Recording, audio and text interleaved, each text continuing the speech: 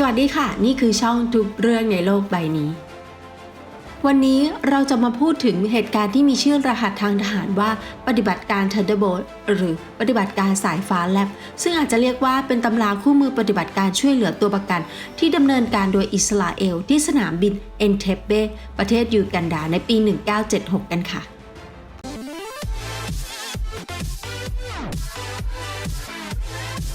เมื่อวันที่ 27 มิถุนายน 1976 สายการบินแอร์ฟรานซ์เที่ยวบินที่ 139 จากเทลอาวีฟประเทศอิสราเอลมุ่งหน้าสู่ปารีสฝรั่งเศสถูกจี้ไม่นานหลังจากออกจากเมืองเอเธนส์ประเทศกรีซซึ่งเป็นจุดแวะพักเครื่องบินลำนี้มีผู้โดยสาร 248 คนและลูกเรือ 12 คน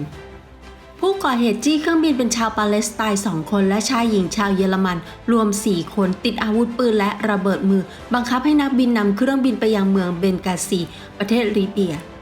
เมื่อเครื่องบินได้เติมน้ำมันในลิเบียเสร็จก็บินต่อไปยังสนามบินเอนเทปเบประเทศยูกันดาหลังจากที่เครื่องบินหายไปจากจอเรดาร์อิสราเอลก็ไม่รู้ว่าเครื่องบินมุ่งหน้าไปที่ใดได้ยินข่าวว่าเครื่องบินลำดังกล่าวอยู่ที่สนามบินเอนเทปเบในวันที่ 2 หลังจากที่เครื่องบินถูกจี้กองทัพอิสราเอลพิจารณาทางเลือกทางทหารในทันทีเพื่อช่วยเหลือตัวประกันแต่พวกเขาตระหนักว่าระยะทางจากอิสราเอลไปยังยูกันดาประมาณ 4,000 กิโลเมตรและเพื่อไปถึงยูกันดาพวกเขาต้องผ่านประเทศที่เป็นศัตรูของอิสราเอลอย่างอียิปต์ซาอุดิอาระเบียและซูดานประธานาธิบดียูกันดาในขณะนั้นคืออีดีอามินหนึ่งในเผด็จการที่เลวร้ายที่สุดในประวัติศาสตร์อีดีอามินมีความสัมพันธ์ฉันมิตรกับอิสราเอลจนกระทั่งปี 1972 หลังจากที่อิสราเอลปฏิเสธคำขอจัดหาเครื่องบินขับไล่สำหรับการรุกรานเคนยาซึ่งมีข้อผิดพลาดเกี่ยวกับพรมแดนแต่เขาก็มีทัศนคติที่ดีเป็นมิตรกับปาเลสไตน์ผู้ก่อเหตุจี้เครื่องบินคำนวณสถานการณ์นี้อย่างรอบคอบและเลือกสนามบินเอนเทปเบของยูกันดาวันที่ 29 มิถุนายน 1972 วันที่ 3 หลังจากเครื่องบินถูกจี้ผู้ก่อเหตุประกาศเรียกร้องเงิน$5 ล้านและให้ปล่อยตัวผู้ก่อการร้าย 53 คนที่ถูกคุมขังในอิสราเอลและประเทศอื่นๆภายใน 48 ชั่วโมงเพื่อแลกกับการปล่อยตัวประกันด้วยเหตุนี้รัฐบาลอิสราเอลจึงติดต่อประธานาธิบดีสหรัฐเจอร์โรฟอร์ดและขอความช่วยเหลือจากรัฐบาลอียิปต์ซาดาซึ่งตอนนั้นเป็นประธานาธิบดีของอียิปต์และมีอิทธิพลในโลกอิสลามยอมรับข้อเรียกร้องและติดต่อกับอีดีอามินแต่กลับไม่เป็นผลประธานาธิบดีซาดาจึงขอความช่วยเหลือไปยังรัฐบาลปาเลสไตน์น่าแปลกที่อาราฟาซึ่งเป็นผู้นำปาเลสไตน์ในขณะนั้นยอมรับคำขอของซาดาและส่งคณะผู้ติดตามทางการทูตของเขาไปยังยูกันดาเพื่อเจรจากับผู้ลักพาตัวแต่ในที่สุดผู้ลักพาตัวก็ปฏิเสธที่จะเจรจาหลังความพยายามทางการทูตล้มเหลวรัฐบาลอิสราเอลเตรียมปล่อยตัวชาวปาเลสไตน์ 40 คนออกจากเรือนจำของอิสราเอลอย่างไรก็ตามรัฐบาลอิสราเอลซึ่งไม่มีทางเลือกอื่นในที่สุดได้เปลี่ยนจุดยืนการเจรจาเป็นทางเลือกของทหารเนื่องจากสหรัฐและอังกฤษแจ้งอิสราเอลถึงท่าทีที่แข็งกร้าวว่าพวกเขาไม่สามารถยอมจำนนต่อข้อเรียกร้องของผู้ก่อการร้ายได้ในตอนแรกกองทัพอิสราเอลประสบปัญหาในการวางแผนปฏิบัติการเนื่องจากมีข้อมูลไม่เพียงพอและเมื่อวันที่ 30 มิถุนายนกองทัพอิสราเอลประสบความสำเร็จในการฝ่าอุปสรรคการปฏิบัติการช่วยเหลือตัวประกันเนื่องจากผู้ก่อเหตุได้ปล่อยตัวประกันยกเว้นตัวประกันที่เป็นชาวยิวในเวลานั้นมิเชล บาคอสซึ่งเป็นกัปตันของสายการบินแอร์ฟรานซ์และลูกเรืออีก 11 คนตัดสินใจที่จะไม่ออกไปแต่จะอยู่กับตัวประกันที่เหลือจึงทำให้มีผู้โดยสารชาวอิสราเอล 94 คนพร้อมกับพนักงานบนเครื่องบิน 12 คนรวมเป็น 106 คนที่อยู่ในสนามบินเอนเทปเบเมื่อตัวประกันได้รับการปล่อยตัวรัฐบาลอิสราเอลได้ส่งเจ้าหน้าที่หน่วยสืบราชการลับไปสัมภาษณ์ตัวประกันที่ถูกปล่อยตัวทันทีเพื่อประเมินสถานะอาวุธและของผู้ก่อเหตุจี้เครื่องบินและสถานการณ์ทั้งหมดในระหว่างการสัมภาษณ์มีอีก 3 คนจากยูกันดาเข้าร่วมและพบว่ากองทัพยูกันดากำลังร่วมมือกับผู้ก่อเหตุกองทัพอิสราเอลวางแผนที่จะส่งหน่วยต่อต้านผู้ก่อการร้ายชั้นยอดจำนวนไม่กี่คนเพื่อปราบผู้ก่อเหตุแต่เมื่อรู้ว่ากองทัพยูกันดาร่วมมือกันกองทัพจึงได้เปลี่ยนไปเป็นปฏิบัติการทางทหารขนาดใหญ่ที่ส่งกองกำลังพิเศษ 100 นายไปดังนั้นเมื่อได้รับอนุญาตจากรัฐบาลเคนยารัฐบาลอิสราเอลได้ส่งตัวแทนหน่วยสืบราชการลับอิสราเอลผ่านเคนยาไปยังยูกันดาเพื่อรับแบบพิมพ์เขียวแบบสนามบินและสถานะการติดตั้งกองกำลังยูกันดาในเวลาเดียวกันเพื่อซื้อเวลาพวกเขาตัดสินใจใช้อีดีอามินเพื่อขยายระยะเวลาการเจรจากับผู้ก่อเหตุ อีดีอามินชอบโอ้อวดและต้องการให้เป็นที่รู้จักของคนทั้งโลกดังนั้นพวกเขาจึงตัดสินใจใช้ประโยชน์จากสิ่งนี้อิสราเอลติดต่ออีดีอามินและกล่าวว่าเขาจะได้รับรางวัลโนเบลสาขาสันติภาพหากเขาช่วยปล่อยตัวประกันและประกาศให้โลกรู้ว่าจะปฏิบัติตามข้อเรียกร้องของผู้ก่อเหตุอีดีอามินซึ่งคิดว่าเขาสามารถปราบอิสราเอลได้ชักชวนให้ผู้ก่อเหตุขยายกำหนดเวลาออกไปถึงวันที่ 4 กรกฎาคมเวลา 13 นาฬิกาจากข้อมูลที่ได้รับกองทัพอิสราเอลวางแผน Operation Thunderbolt ที่ถูกเรียกว่าเป็นตำราคู่มือเกี่ยวกับการปฏิบัติการช่วยเหลือโดยปฏิบัติการช่วยเหลือตัวประกันประกอบด้วย 4 หน่วยตามบทบาทดังต่อไปนี้ 1. ทีมชิงตัวประกันประกอบด้วยสมาชิกหน่วยซาเลตแมคคาวพร้อมหัวหน้าทีมเป็น 30 คนหน่วยต่อต้านการก่อการร้ายที่ควบคุมโดยโจนาธาน เนทันยาฮูพี่ชายของอดีตนายกรัฐมนตรีเบนจามิน เนทันยาฮูของอิสราเอล 2. หน่วยพลร่มเพื่อรักษาความปลอดภัยสนามบินและรันเวย์และปกป้องบุคลากรเติมน้ำมัน 3. หน่วยกรณีเพื่อปกป้องตัวประกันที่ได้รับความช่วยเหลือและทำหน้าที่เป็นกองกำลังสำรอง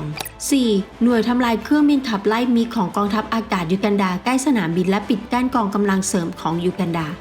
นอกจากนี้เพื่อที่จะเข้าไปในสนามบินเก่าที่ซึ่งตัวประกันอยู่ห่างจากสนามบินใหม่ 2 กิโลเมตรโดยที่กองทัพยูกันดาไม่สงสัยพวกเขาจึงตัดสินใจใช้ Mercedes-Benz และรถจิป Land Rover อีก 2 คันที่เป็นรุ่นเดียวกับที่อีดีอามินใช้เพื่อปลอมตัวเป็นขบวนรถของอีดีอามิน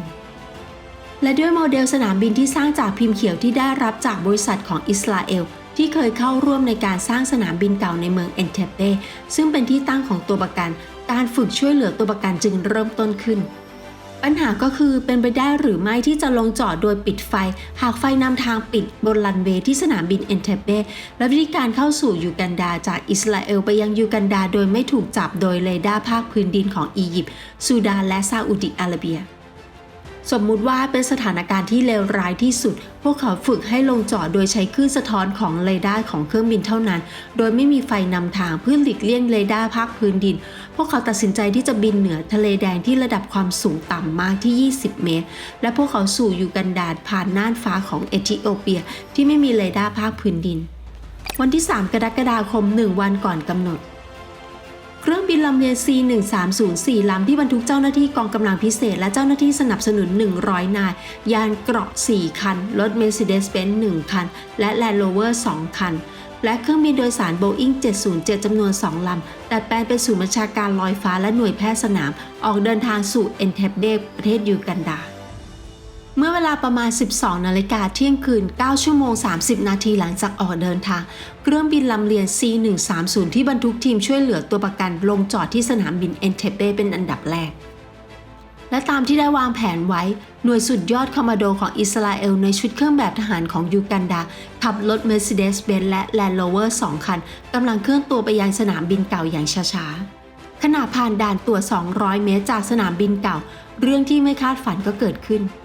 กองกำลังยูกันดาที่ได้รับการฝึกฝนได้เล็งปืนไปยังที่จุดตรวจโดยไม่ทราบเรื่องนี้แต่โจนาธาน เนทันยาฮูในรถ Land Rover คันที่ 2 สั่งให้ยิงทหารยูกันดา2 คน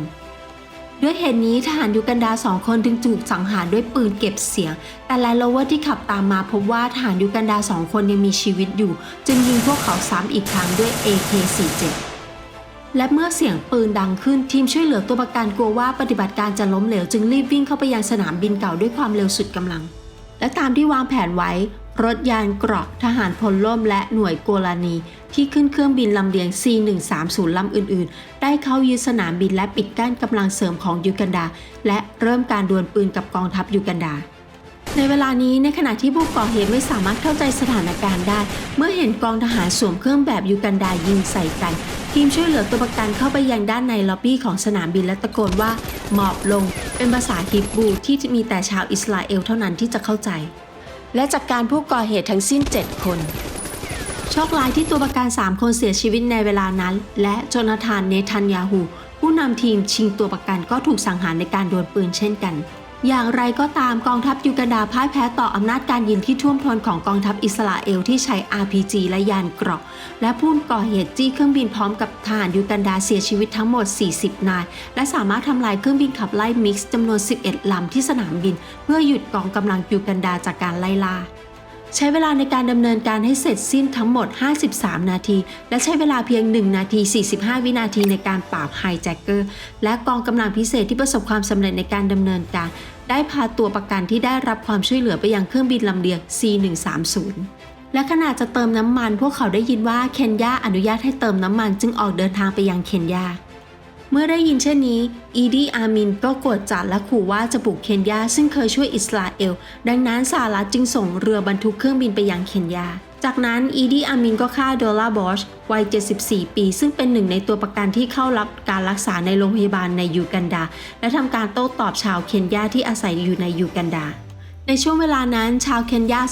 245 คนเสียชีวิตและชาวเคนยา 3,000 กว่าคนกลายเป็นผู้ลี้ภัยที่ต้องหลบหนีออกจากยูกันดาและยูกันดาประท้วงต่อคณะมนตรีความมั่นคงแห่งสหประชาชาติแต่คณะมนตรีความมั่นคงแห่งสหประชาชาติยอมรับว่าการปฏิบัติการของอิสราเอลเป็นการใช้การป้องกันตัวและมติประนามของยูกันดาก็ไม่ถูกยอมรับ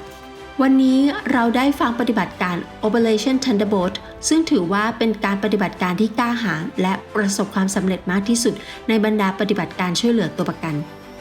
ขอบคุณสำหรับการรับชมท่านผู้ชมสามารถเป็นผู้สนับสนุนช่องเพื่อให้ช่องสามารถดำเนินต่อไปได้โดยผ่านทางเลขที่บัญชีที่ขึ้นให้อยู่นี้ขอขอบคุณสำหรับการสนับสนุนในทุกช่องทางไม่ว่าจะเป็นการโอนการกดติดตามกดไลค์กดแชร์ขอให้ท่านและครอบครัวมีความสุขสุขภาพแข็งแรงพบกันใหม่คลิปหน้าค่ะสวัสดีค่ะ